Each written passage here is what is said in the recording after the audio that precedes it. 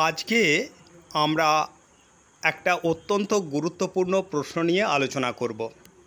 আমরা জানি যে মহাবিদ্রের প্রকৃতি আলোচনা করো, এরকম একটি প্রশ্ন থাকে, কিন্তু বারাসত বিদ্রোহের প্রকৃতি বিশ্লেষণ করো এই জাতীয় প্রশ্নের সম্মুখীন আমরা হই না।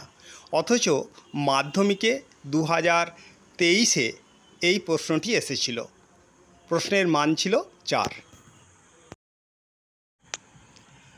1831 খ্রিস্টাব্দে তিতুমিরের নেতৃত্বে সংগঠিত বারাসত বিদ্রোহের প্রকৃতি নিয়ে ঐতিহাসিকদের মধ্যে যথেষ্ট মতভেদ দেখা যায়। 1. ধর্মীয় আন্দোলন। ইসলামের পুনরুজ্জীবন ও ইসলামের কুসংস্কারের বিরুদ্ধে ধর্মীয় আন্দোলন হিসাবে বারাসত বিদ্রোহের সূত্রপাত হয়। ডক্টর রমেশচন্দ্র মজুমদার, বিহারীলাল সরকার, কুমুদ রঞ্জন মল্লিক প্রমুখ ঐতিহাসিকরা একে এক উগ্র ধর্মীয় সাম্প্রদায়িক আন্দোলন বলে উল্লেখ করেছেন। ডক্টর ভূপেন্দ্রনাথ দত্ত এই বিদ্রোহকে হিন্দুদের বিরুদ্ধে মুসলমানদের সংগঠিত আক্রমণ বলে অভিহিত করেছেন। তাই এই বিদ্রোহের প্রকৃতি হচ্ছে এটি একটি ধর্মীয় আন্দোলন।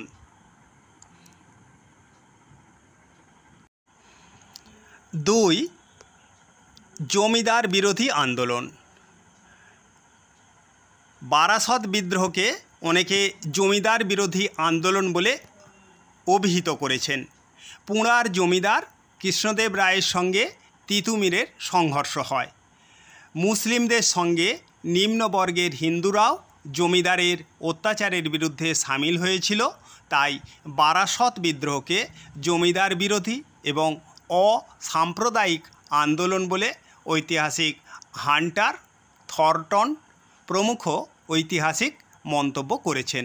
অর্থাৎ বারাসত বিদ্রোহ ছিল একটি জমিদার বিরোধী আন্দোলন। বারাসত বিদ্রোহকে অনেকে ব্রিটিশ বিরোধী আন্দোলন বলে অভিহিত করেছেন। ঐতিহাসিক নরহরি কবিরাজ ও কেয়ামউদ্দিন আহমেদ এই বিদ্রোহকে ব্রিটিশ বিরোধী আন্দোলন বলে মনে করেন। বারাসত বিদ্রোহ ছিল নীলকর ও ব্রিটিশ বণিকদের বিরুদ্ধে সংগঠিত আন্দোলন। ডক্টর বিনয়ভূষণ চৌধুরীর মতে বারাসত বিদ্রোহ ছিল কৃষক বিদ্রোহ। বারাসাত বসিরহাট অঞ্চলে স্বল্প সময়ের জন্য ব্রিটিশ শাসনের অবসান ঘটে ও কৃষক শ্রেণীর মানুষ ক্ষমতা দখল করে। তাই ডক্টর শশীভূষণ চৌধুরীর অভিমত এই আন্দোলন ছিল প্রবলভাবে ব্রিটিশ বিরোধী আন্দোলন। চতুর্থত, এটিকে অনেকে নিম্নবর্গের শ্রেণী সংগ্রাম বলে অভিহিত করেছেন। তিতুমিরের আহ্বানে নিম্নবর্গের সাধারণ মানুষ শোষণ ও নীলকরদের অত্যাচারের বিরুদ্ধে জাতীয় ভাবাবেগে উদ্বুদ্ধ হয়ে এই লড়াইয়ে সামিল হয়েছিল।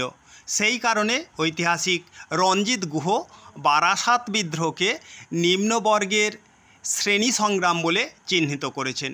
তাঁর মতে এই আন্দোলন ছিল নিম্নবর্গের মানুষের রাজনৈতিক সংগ্রাম ও মর্যাদা রক্ষার লড়াই।